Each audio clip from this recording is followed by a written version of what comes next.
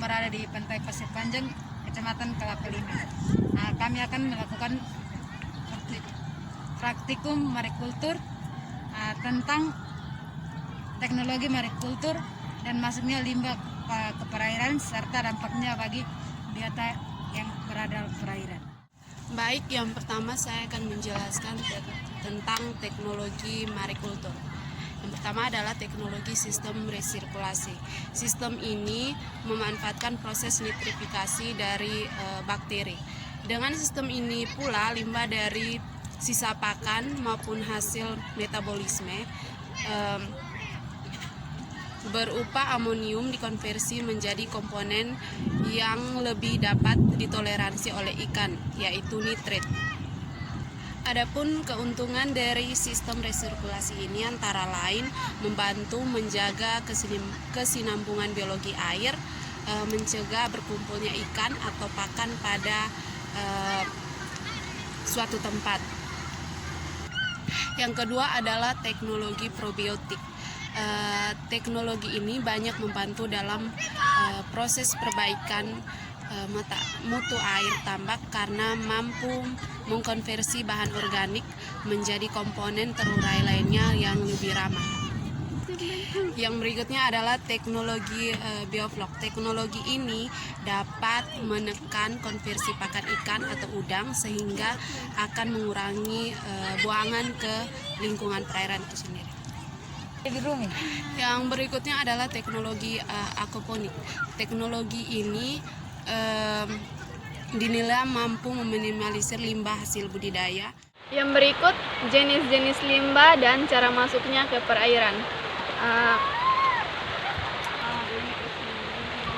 Jenis limbah sendiri berasal dari dua sumber, yaitu sumber secara langsung dan sumber secara tidak langsung. Sumber secara langsung contohnya seperti limbah pabrik, fasilitas pengelolaan limbah, kilang. Sumber secara tidak langsung contohnya seperti limbah domestik atau rumah tangga, limbah industri, insektisida dan pestisida, dan deterjen dan pupuk. Dan cara masuknya limbah ke perairan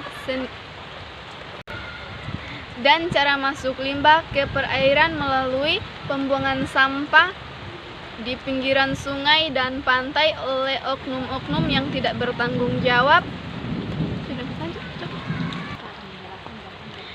yang nantinya sampah-sampah tersebut akan dibawa oleh arus air ke dalam perairan dan sampah-sampah tersebut akan terurai dan nantinya dimakan oleh biota-biota yang ada di dalam perairan.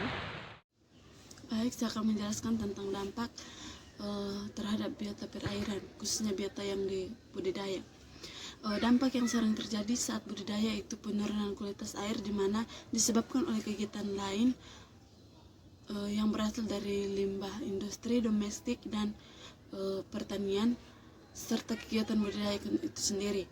Penurunan kualitas air dari limbah organik diakibatkan oleh banyak pelepasan produk limbah yang berasal dari metabolisme ikan atau feses dan sisa pakan yang tidak dimakan ikan budidaya itu sendiri.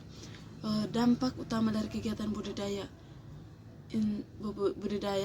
sangat bergantung pada sistem budidaya yang diterapkan, di mana semakin intensif usaha budidaya, maka dampak yang ditimbulkan akan semakin tinggi.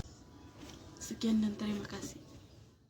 Baik, saya menjelaskan tentang sistem fisiologis dan efek akibat pengeluaran deterjen. Deterjen adalah bahan sintesis yang terbuat dari turunan minyak-minyak bumi yang terdiri dari bahan kimia yang dapat menyebabkan dampak negatif bagi biota yang hidup di laut. Deterjen tersebut dapat menyebabkan ikan-ikan yang berada dalam lingkaran perairan menjadi terganggu, khususnya pada organ-organ ikan, khususnya hati, menyebabkan zat toksis yang masuk ke dalam metabolisme memicu hati untuk bekerja lebih keras sehingga menimbulkan peradangan dan pembengkak. Zat toksis dapat merusak fungsi respirasi dari insang sehingga menyebabkan Proses metabolisme pada tubuh ikan terganggu. Sistem reproduksi menyebabkan indeks fisiologi berupa GSI pada ikan mengalami. Sistem reproduksi menyebabkan indeks fisiologi berupa GSI pada ikan mengalami penurunan seiring dengan tingginya konsentrasi limbah deterjen. Bahkan bisa mengganggu kelangsungan hidup ikan karena ikan tidak mampu beradaptasi dengan kondisi yang semakin menipis. Persediaan oksigen terlarut dalam air.